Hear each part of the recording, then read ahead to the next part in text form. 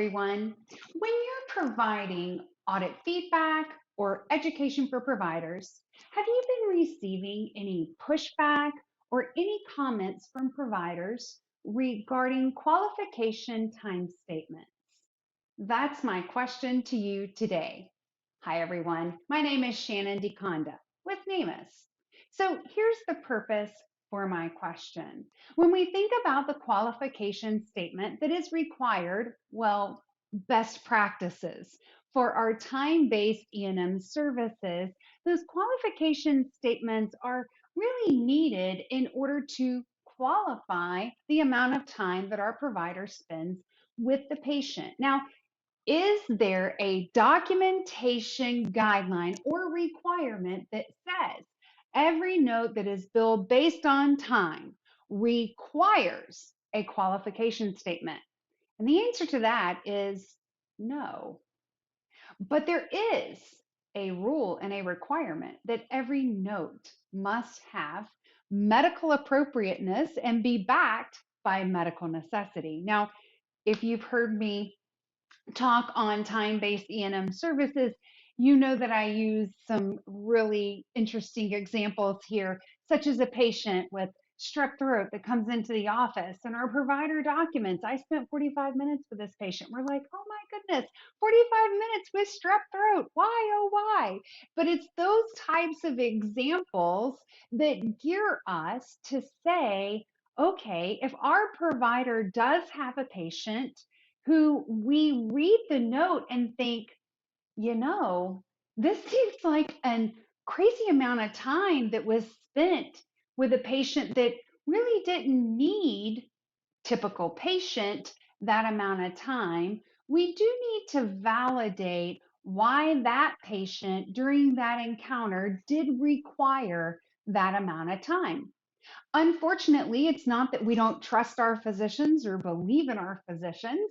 It is medical appropriateness, medical necessity to support that amount of time.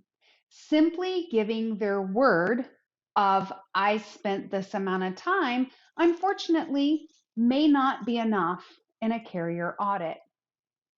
I wanted to kind of further this conversation. That wasn't the only reason I wanted to talk about qualification statements. I wanted to take it a step further. When talking about qualification statements, I want to also address carve out statements. This has been an area that's received a little bit of knee jerk, not just from providers, but also from coders and auditors alike. Now, the reason this has caused a little bit of a knee jerk on this topic is, are we, meaning even myself, as a coder, auditor, educator, trainer, are we encouraging coders and auditors to be a little more stringent than needed with some of these carve out statements? Now, I'm going to just go ahead and jump right out there and tell you my humble belief is no. Because again, in the forefront, we audit for best practices and for compliance. There's two different hats as an auditor we wear, and one is compliance, and the other one can be defendability. But it depends upon the type of project we're working on at that time. My partner and friend within our organization, Sean Weiss, does a lot of work with litigation appeals, where we are working hand in hand with a provider and their attorney when they receive those letters from an insurance carrier and they're demanding a lot of money to be returned. When we look at those notes through that lens, we are looking at that note from a defendability approach. How can we best defend? What legs do we stand on in this note?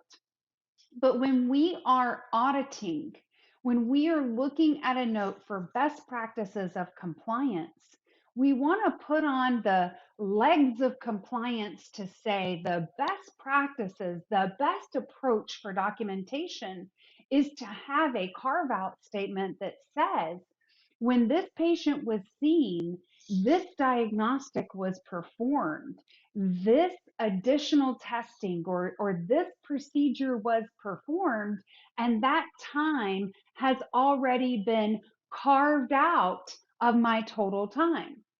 When we work in our NAMUS training platforms and we do our workshop or our CEMA boot camp, there's examples that we use to teach this. And one of them is an example, we used it actually in a webinar training the other day, of a patient in which the auditor actually shadows the physician. And as the auditor is shadowing the physician, the patient actually has an EKG and a chest x-ray performed. And when our physician documents their qualification statement, our physician does discount that amount of time out of their total time when they document. However, in their qualification statement, there is no statement indicating that their total time did disallow for those different diagnostic services. So when an auditor who did not shadow that service, whether it's the carrier auditor or another coder auditor within the internal system, reads that note, no one is the wiser that that total time disallowed for those diagnostic services. So it's always best to have a statement identifying, hey, my total time is my time. My time is the provider of the encounter today. Now, there are some providers who actually word it that way. This is my personal time. And I will tell you that is better than no carve out, but I would still encourage you to say, I would still encourage our providers to say, this represents time not inclusive of. So that's kind of our training for today. So I hope this is helpful to you. Again, maybe you should have a policy. You knew I couldn't do one video without saying maybe you should have a policy. So with that, I'll go ahead and wrap it up today. And you know else what I'm going to say. Why don't you leave a comment or some feedback? And if I can ever be of help to you or your organization, pop me an email or give me a call. With that, have a great day. I'll see you next time.